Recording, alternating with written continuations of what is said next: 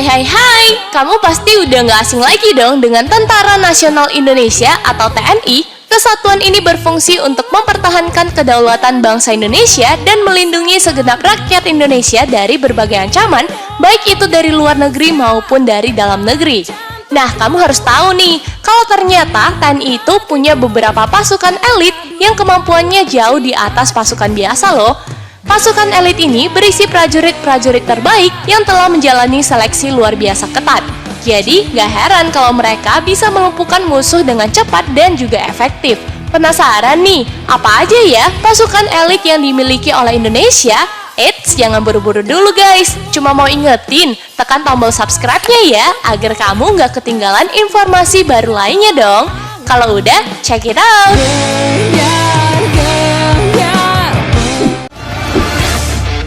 Kopassus.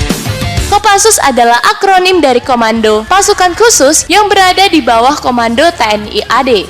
Dengan moto berani, benar, berhasil, Kopassus mempunyai tugas untuk menghancurkan logistik musuh, anti-teror, operasi intelijen khusus, menumpas pemberontakan, dan masih banyak lagi. Beberapa tugas yang pernah dilakukan oleh Kopassus antara lain penumpasan DITII, operasi Trikora, dan pembebasan sandera dari perampok Somalia. Karena memakai baret merah di kepala, Kopassus sering juga disebut pasukan baret merah. Karena membutuhkan kemampuan tinggi untuk menjadi pasukan elit ini, seleksi dan latihannya juga gila-gilaan. Seorang calon prajurit Kopassus harus sanggup menahan neraka dunia, seperti bertahan hidup di alam liar, berenang melintasi selat, dan menahan siksaan jika tertangkap di kamp tawanan.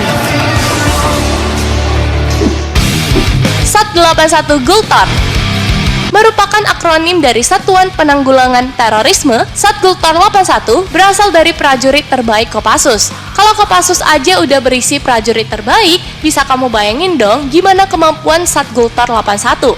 Awal berdirinya, pasukan elit ini bertujuan untuk mengantisipasi tindakan pembajakan pesawat yang banyak banget terjadi di era 70-an dan 80-an.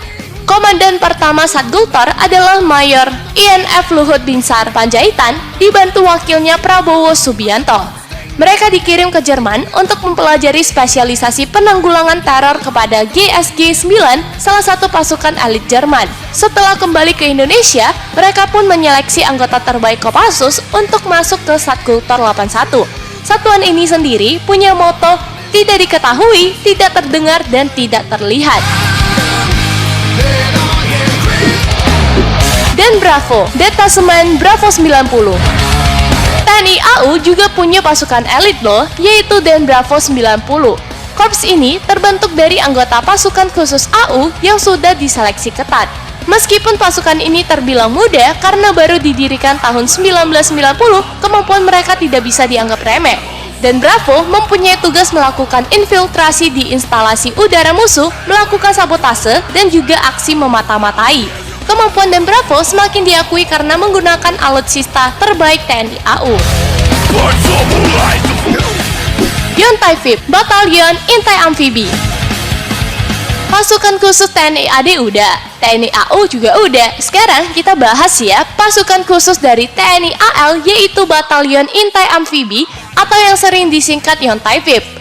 Untuk bisa bergabung dengan kesatuan ini, seorang prajurit harus mempunyai daya tahan tubuh yang tangguh, sanggup menembus gelombang lautan ganas, dan lihai memakai berbagai jenis senjata. Salah satu latihannya adalah, calon anggota harus bisa berenang sejauh 3 km dalam kondisi kaki dan tangan terikat. Tujuannya, agar suatu saat bisa melepaskan diri ketika ditawan musuh. Kopaska, Komando Pasukan Kata. Selain Yontai VIP, TNI AL juga mempunyai pasukan elit lainnya, yaitu Kopaska. Pasukan ini merupakan satuan angkatan laut elit yang kemampuannya udah diakui dunia. Kopaska didirikan langsung oleh Presiden Soekarno pada 31 Maret 1962 dengan misi pertamanya adalah mendukung kampanye militer di Irian Jaya. Untuk bisa menjadi seorang anggota Kopaska, prajurit TNI AL harus telah bertugas dalam jangka waktu lama dan memiliki ketahanan fisik dan inteligensi luar biasa. Setelah lolos, calon Kopaska akan dilatih lebih intens selama berbulan-bulan. Yang lebih bikin kagum, Kopaska nggak hanya jago di lautan, tapi juga handal di darat dan di udara. Karena itu, dalam keadaan tertentu, mereka bisa bergabung ke dalam Paskas AU atau Kopassus TNI AD. Beberapa tugas Kopaska adalah demolisi bawah air, perebutan pantai dan pangkalan, sampai melakukan pengawalan VIP terhadap presiden atau orang penting lainnya. Misi yang pernah mereka lakukan antara lain, operasi khusus Kikis Bajak dan Lusitania Espresso, memburu perompak Sumatera, pengaman Ambalat, dan bergabung dalam unit pengamanan PBB, mulai dari misi Irak, Sudan Selatan, Lebanon, sampai Bosnia. Denjaka, Detasemen Jala Mangkara. Pasukan Detasemen Jala Mangkara ini merupakan prajurit terbaik dari Kesatuan Kopasda dan Yontaifib. Jadi, pasukan khusus Denjaka memang benar-benar terbaik dari yang terbaik. Agar bisa bergabung dengan pasukan Baret Ungu ini, seorang calon anggota harus menjalani tes yang lebih gila lagi. Karena mereka harus mampu bergerak lincah di lautan maupun survive di darat dan sanggup menyusup dengan terjun payung. Denjaka sendiri pernah latihan gabungan dengan US Navy dan Korps AL Amerika ini sampai tak habis pikir dengan latihan gila yang dijalani anggota Denjaka. Salah satu prestasi dari pasukan elit ini adalah ketika berhasil membebaskan awak kapal MV Sinar Kudus yang disandra oleh perompak Somalia pada tahun 2014. Nah, itu dia sahabat Indojan, 6 pasukan elit terbaik yang dimiliki oleh Tentara Nasional Indonesia.